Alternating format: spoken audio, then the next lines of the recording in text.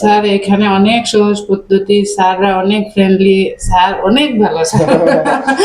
আমি সব সময় বলবো স্যার, আমি সারা জীবন কৃতজ্ঞ থাকবো স্যার। অবশ্যই। আমাদের এখানে অ্যাডমিশন নেওয়ার আগে কি আপনি আর কোথাও ভর্তি জি হয়েছিলেন? স্যার, 5 দিন অ্যাডমিশন নিয়েছি, 3 মাসের 5 দিন ক্লাস করে আমি পারবো না বলে চলে বাদ আসি দিয়ে স্যার। দিচ্ছেন। জি আমাদের পদ্ধতিটা কিরকম ছিল? স্যার, অনেক সহজ আর অনেক ভালো রকম পড়াইছেন স্যার। আসসালামু আলাইকুম, আমি তালিশ থেকে রাশেদ বলতেছি।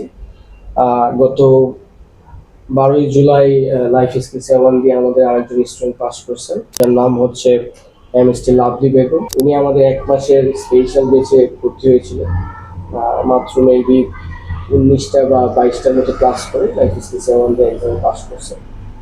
তো আজকে জানবো ওনার কাছ থেকে তালিশের সাথে ওনার জার্নিটা কেমন ছিল। কেমন আছেন? জি স্যার, আল্লাহর রহমতে অনেক ভালো আছি স্যার। আপনি কোথা থেকে আসতেন? আমি আদমপুর কমলগঞ্জ মৌলভীবাজার এখানে। এইখান থেকে আসেন জি প্রত্যেকে। আপনি কত তারিখে এক্সাম দিয়েছিলেন? আমি 12 তারিখে, জুলাই মাসের 12 তারিখে। 12 থেকে এক্সাম দিয়েছেন জি আপনি। আমাদের স্পেশাল ব্যাচের একজন স্টুডেন্ট ছিলেন। জি স্যার। কতদিন ক্লাস করছেন আপনি? স্যার 22 দিন স্যার।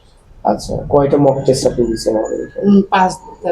আপনি যে মক টেস্ট গুলো দিয়েছেন ওইগুলা কি এক্সামের সাথে সেম ছিল? সেম ছিল, ছিল একদম সেম ছিল। সেম ছিল আর আমরা যে পার্সোনাল কোয়েশ্চেন, তারপর হচ্ছে টপিকস গুলো পড়াইছিলাম, সবগুলো এগুলোর স্যার, ভিতরেই ছিল। সবগুলো ভিতরেই ছিল স্যার। আমাদের এখানে অ্যাডমিশন নেওয়ার আগে কি আপনি আর কোথাও ভর্তি জি হয়েছিলেন? স্যার, 5 দিন অ্যাডমিশন নিয়েছি, 3 মাসের 5 দিন ক্লাস করে আমি পারবো না বলে চলে বাদ আসি দিয়ে স্যার। দিচ্ছেন। জি বাদ স্যার। দিয়ে দিচ্ছেন। আমাদের এটা কিভাবে পাইছেন আপনি? এইটা ইউটিউবে পাইছি স্যার। ইউটিউবের মধ্যে পাইছেন। পাইছি। তো আমরা যেগুলো পড়াইছি আমাদের পদ্ধতিটা কিরকম ছিল? স্যার অনেক সহজ আর অনেক ভালো রকম পড়াইছেন স্যার।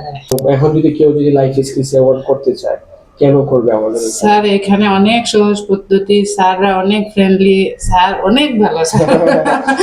আমি সব সময় বলবো স্যার, আমি সারা জীবন কৃতজ্ঞ থাকবো স্যার। অবশ্যই আমাদের জন্য দোয়া করবেন। জি আপনার স্যার। আগামী সবকিছু ঠিকঠাক ভাবে চলে। ঠিক আছে। দোয়া রইল আপনার জন্য। ভালো থাকবেন, সুস্থ থাকবেন।